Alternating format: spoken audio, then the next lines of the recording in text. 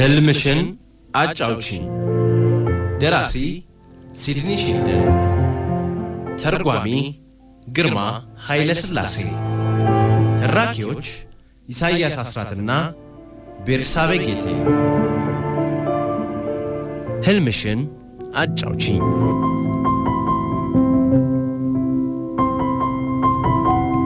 አሽሊ ከነበረችበት ሆቴል በአባቷ እርዳታ ከወጣች በኋላ ከዴኒስ ጋር የነበራቸውን ቆይታ እያሰላሰለች ሳትፈልግ ለፈጸመባት ነገር ፖሊስ መረጃ ሊኖረው እንደሚገባ እያሰበች ደግሞ ውስጧ በጥርጣሬና በስጋት እየተናወጠ ነገሩን ማውጣት እንደሌለባት እያሰበች ይባሱኑ ሞቶ መገኘቱን ስትሰማ ነገሩን ከአባቷ ጋር በማያያዝ ምንም ላለመተንፈስ ወሰነች።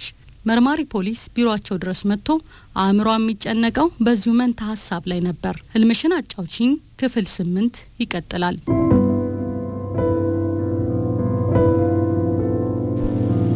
ይቀመጡ ምክትል አዛዥ። ሳምብሌክ ተቀመጠ። ዴኒስ ቲብል የዚህ መስሪያ ቤት ተቀጣሪ እንደነበር አውቄያለሁ። ልክ ነው። ከምርጥ ሰራተኞቻችን መካከል አንዱ ነበር። ዘግናኝና አሳዛኝ ጉዳይ ደረሰበት እንጂ ለ3 ዓመታት እዚህ ሲሰራ ቆይቷል። አዎ፣ የመስሪያ ቤቱ የእውቀት ሰው ነበር። ኮምፒውተር ከተበላሸ እሱ የማይሰራው የለም ነበር።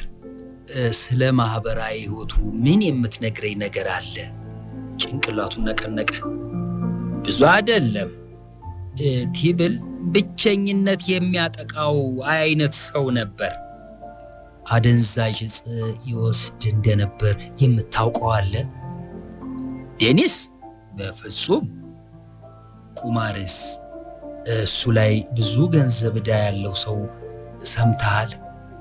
አይ፣ ጥሩ ደሞዝ እኮ ያገኛል። ደግሞም ገንዘብ ያለ ምክንያት የሚያወጣ ሰው አልነበረም። ሴትስ? የሴት ጓደኛ ነበረው? ሴቶች በቲብል ያን ያህል ሲሳቡ አላይ። ጥቂት አሰበ። በመጨረሻ ሰሞን አንዲት ሴት አፍቅሮ ሊያገባት መዘጋጀቱን ሲያወራ ነበር። ስሟን ጠቅሶ ያውቃል? አልመሰለኝም። ለእኔ በበኩሌ አልነገረኝም። የእናንተን አንዳንድ ሰራተኞች ባነጋግር መጥፎነት አለበት? ትችላለህ። የምናገረው ቢኖር ሁሉም እሱ ላይ በደረሰው አሰቃቂ ነገር መረበሻቸው ነው። አስክሬኑን ቢያዩ ኖሮ ደግሞ የበለጠ ይረበሹ ነበር ሲል ብሌክ አሰበ። ሁለቱ ሰዎች ተያይዘው ወደ ሥራ ቦታ ወጡ። ሼን ሚለር ድምፁን ከፍ አድርጎ አንድ ጊዜ ትሰሙኝ እባካችሁ። እሳቸው የምርመራ ክፍል ምክትል አዛዥ ብሌክ ናቸው። አንዳንድ ጥያቄዎች ማቅረብ ይፈልጋሉ። ሰራተኞቹ በማከናወን ላይ ያሉትን ሥራ እርግፍ አድርገው ትተው ማድመጥ ያዙ። ምክትል አዛዡ ሚስተር ቲብል ላይ ምን እንደደረሰ ሁላችሁም እንደሰማችሁ እርግጠኞች ነን።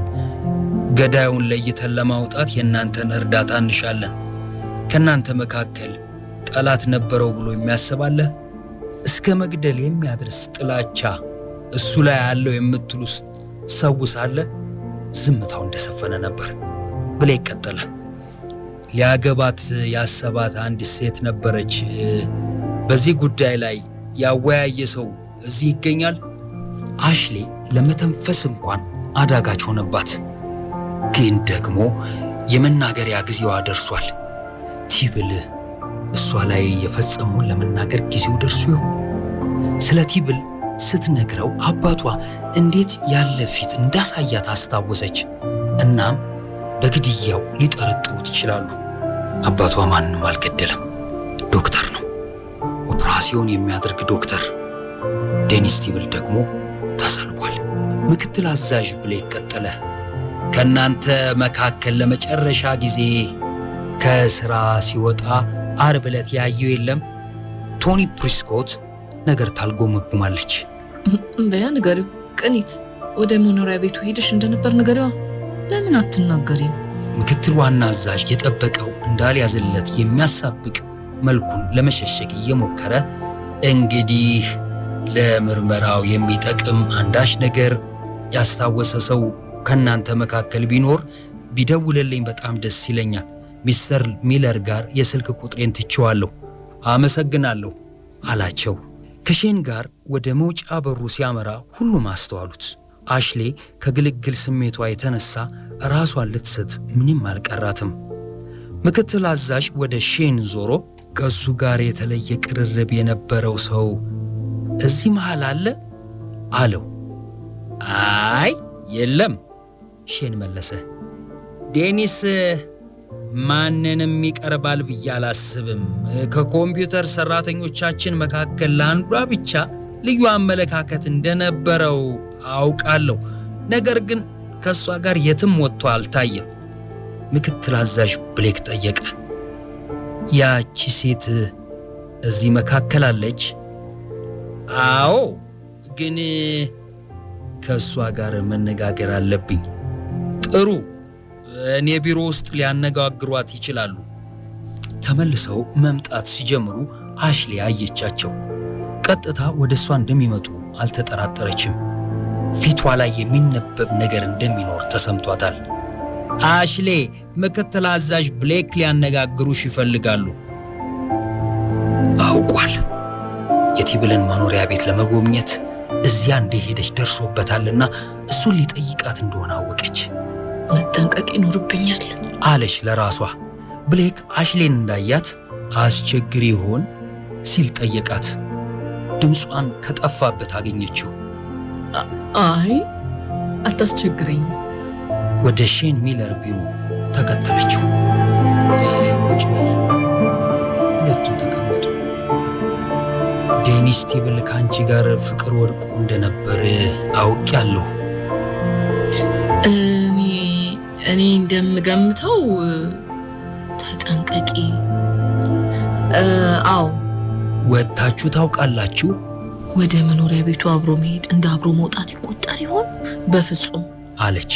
ሊያገባት ስለፈለጋት ሴት አንስቶ ካንቺ ጋር አውርቶ ያውቃል? ሰርስራ ለማወቅ ፈለገች። ድምጿን እየቀረጸው ይሆን? ምናልባት ቲብል መኖሪያ ቤት እንደነበረች ቀድሞ አውቆት ይሆናል። የጣቷን አሻራ አግኝተውት ሊሆን ይችላል። ቲብል የፈጸመባትን መናገር ያለባት ሰዓት ደርሶ ይሆን? ነገር ግን ይህን ከተናገርኩ ስትል አሰበች። ነገሩ ወደ አባቴ የሚያመራበት ሁኔታ ሊፈጠር ይችላል። ደግሞም ከጂም ክሌሪ መገደል ጋር ሊያያይዙት ይችላሉ። ስለዚህ የሚያውቁ ይሆን? የቤድፎርድ ፖሊስ ለኮፖርቲኖ ፖሊስ የሚያሳውቅበት ምንም ምክንያት የለውም ነው ይሆን? ምክትል አዛዥ ብሌክ ትክ ብሎ እያያት ምላሽም እስክትሰጥ እየጠበቃት ነበር። ሚስ ፓተርሰን። ምን? ኦ በጣም ይቅርታ፣ ነገሩ በጣም በጥብጦኝ ስለነበረ ነው። ገብቶኛል። ስለዚያ ሴት ለአንቺ ያጫወተበት ጊዜ አለ? አዎ፣ ግን ስሟን አልነገረኝም። ቢያንስ ይሄ እውነት ነው ስትል አሰበች። በሆነ አጋጣሚ ቲብል መኖሪያ ቤት ሄደሽ ታውቂያለሽ? አሽሌ በጥልቅ ተነፈሰች። አልሄድኩም ብትል ጥያቄው እዚያ ላይ ያበቃል። ነገር ግን የጣት አሻሯን አግኝተው ከሆነ አዎ። እሱ መኖሪያ ቤት ነበርሽ? አዎ። አሁን ትክ ብሎ ፊቷን ለመመልከት ሞከረ። ከእርሱ ጋር ወጥቼ አላውቅም ብለሽኝ ነበር። አብሬው ለመሆን አይደለም የሄድኩት፣ የረሳውን ወረቀት ለማምጣት ነበረ። መቼ ነበር?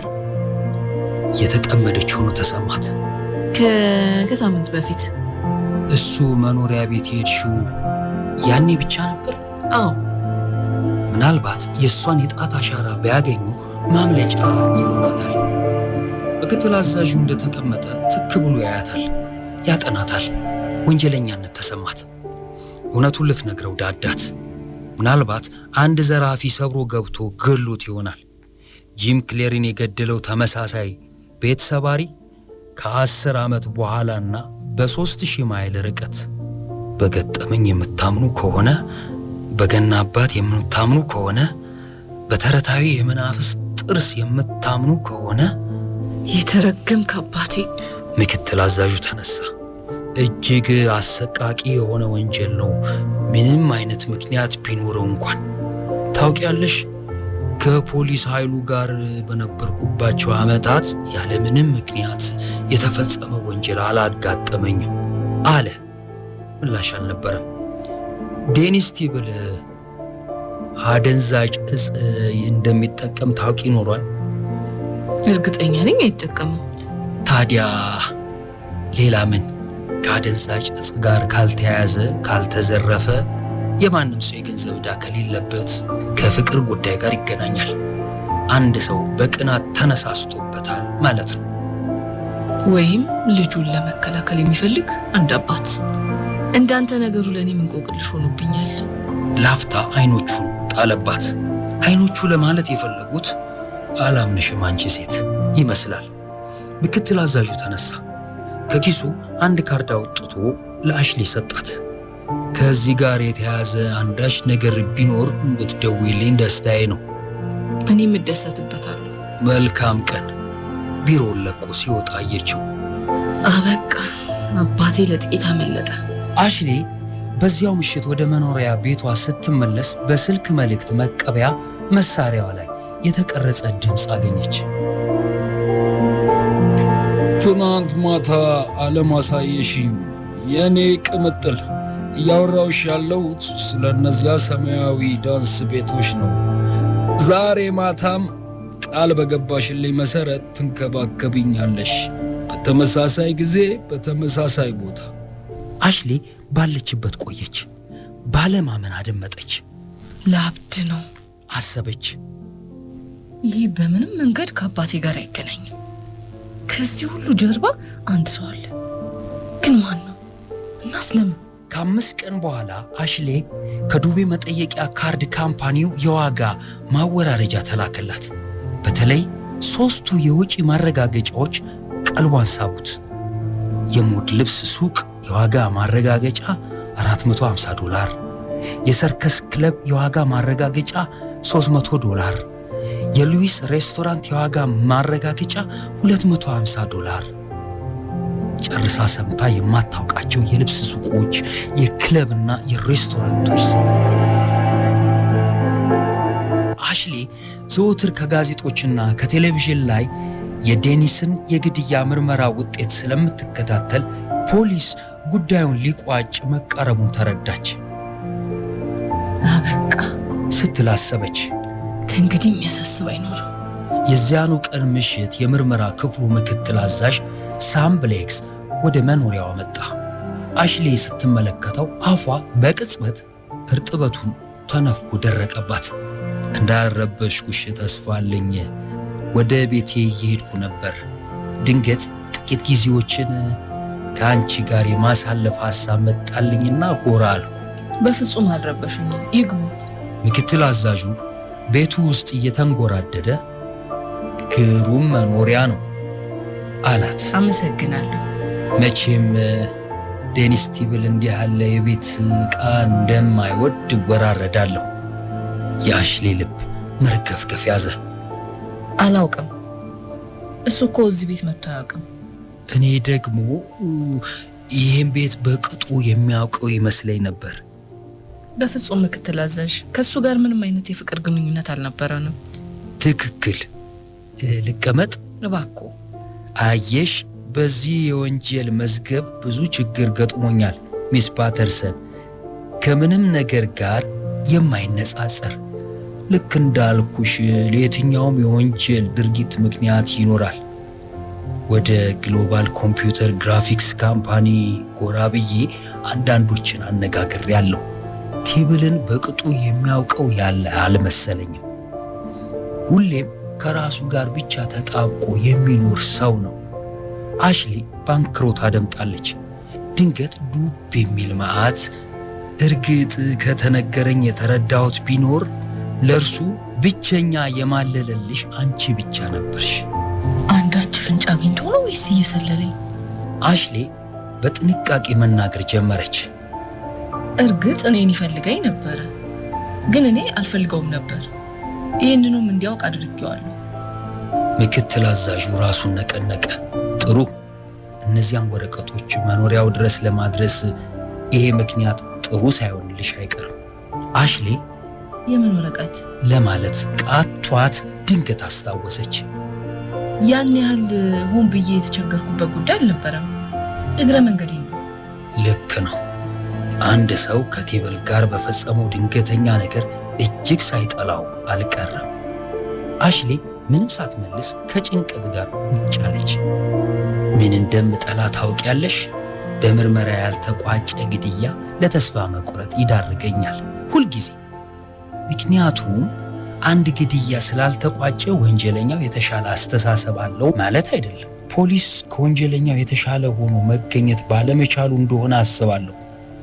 እኔ በዚህ እድለኛ ነኝ። ያጋጠሙኝን የወንጀል ጉዳዮች በሙሉ እልባት ላይ አድርሻለሁ። ለመሄድ ተነሳ።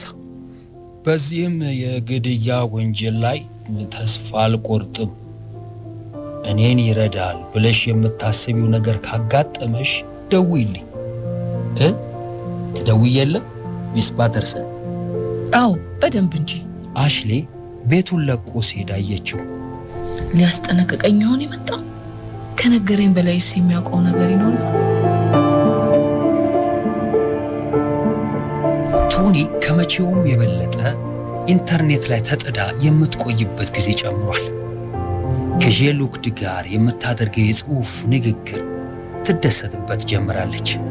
ነገር ግን ከጄን ጋር አስደሳች ምልልሶችን ማድረጓ ሌሎችን ንቃ እንድትተው አላደረጋትም። አዳዲስ ሰዎችም ለማግኘት ታሰላስላለች። መልእክቶቹን ትሰድና መልሶቹን በኮምፒውተር ስክሪን በኩል ብቅ ሲሉ የምትመለከትበትን ዕድል በስፋት እየተጠቀመች ነው። ቶኒ የጠፋሽ? እኔ መስመሬን ቤቴ አድርጌ አንቺን ለማግኘት ስጠብቅ ነው የሰነበትኩት። ልጠብቀኝም ይገባል። እስኪ ስለ ራስ ንገረኝ። ምን ትሰራለህ? ፋርማሲ ውስጥ ነው የምሰራው። ለአንቺ ጥሩ ሳይሆን አይቀርም። ለመሆኑ አደንዛዥ እጽ ትጠቀሚያለሽ? ጥፋ። ቶኒ ነሽ? አንተስ የምታልመኝ ማርክ ነህ? አዎ። ለተወሰነ ጊዜ ኢንተርኔት አልተጠቀምክም? ስራ በዝቶብኝ። አንቺ ማግኘት እፈልጋለሁ ቶኒ። እስኪ ንገረኝ ማርክ። መቼ ነው የምንገናኘው? ለምን ያንን ጠንቋይ አትጠይቀውም? ሄሎ ቶኒ፣ ስሜ ዌንዲ ነው። ሄሎ ዊንዲ። ደስተኛ ትመስያለሽ። አዎ ህይወትን አጣጥማታለሁ። የበለጠ እንድታጣጥም ያሳላግዝሽ አልቀረም። እስኪ የምታስበውን ንገረኝ። ጠባብ አመለካከት ያላቸው ሰዎች እንደሚያደርጉት ሁሉ አንቺም አንዳንድ ምርምሮችንና አዳዲስ አስደናቂ ሙከራዎችን የምትፈሪ አይመስለኝም። ግሩም ጊዜዎችን ላሳይሽ ፈቅጃለሁ። አመሰግናለሁ። እኔ የምሻው መሳሪያ ያለህ አይመስለኝም። ቀጥሎ ዣን ክሎድ ዱፓረንት መስመሩ ላይ ይገኛል። እንደምን አለሽ? ደህና ነኝ። አንተስ እንዴት ይዞሃል? ናፈቅሽኝ እኮ። በአካል የምንገናኝበት ቀን በጉት የጠበቅኩት ነው። እኔም ፎቶግራፍን ስለላክልኝ አመሰግናለሁ። ሲያዩ ደስ ትላለህ። አንቺም ውብ ነሽ። በአግባቡ ለመታወቅ ይሄ ጊዜ አስፈላጊ ጉዳይ ይመስለኛል። ካምፓኒያችሁ ኪውቤክ ውስጥ በሚካሄደው የኮምፒውተር ስብሰባ ላይ ያገኝ? ምን? እኔ ምንም የማውቀው ነገር የለኝም። መቼ ነው እሱ? በ3 ሳምንት ውስጥ ብዙ ታላላቅ ካምፓኒዎች ይሳተፋሉ። እንደምትመጪ ተስፋ አለኝ። እኔም እንደዚያ ነው የማስበው። ነገስ በዚሁ ሰዓት በኢንተርኔት አንገናኝም? በደንብ እንጂ። እስከዚያው ሰላሙኝ።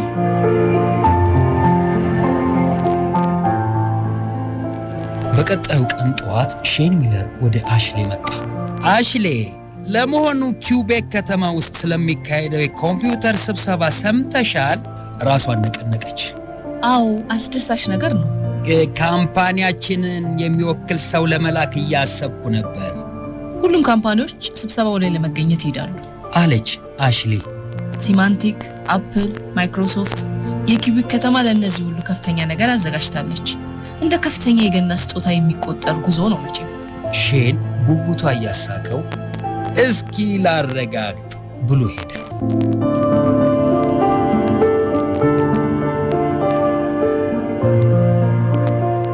ህልምሽን አጫውቺኝ። ደራሲ ሲድኒ ሺልደን፣ ተርጓሚ ግርማ ኃይለ ሥላሴ፣ ተራኪዎች ኢሳይያስ አስራትና ቤርሳቤ ጌቴ።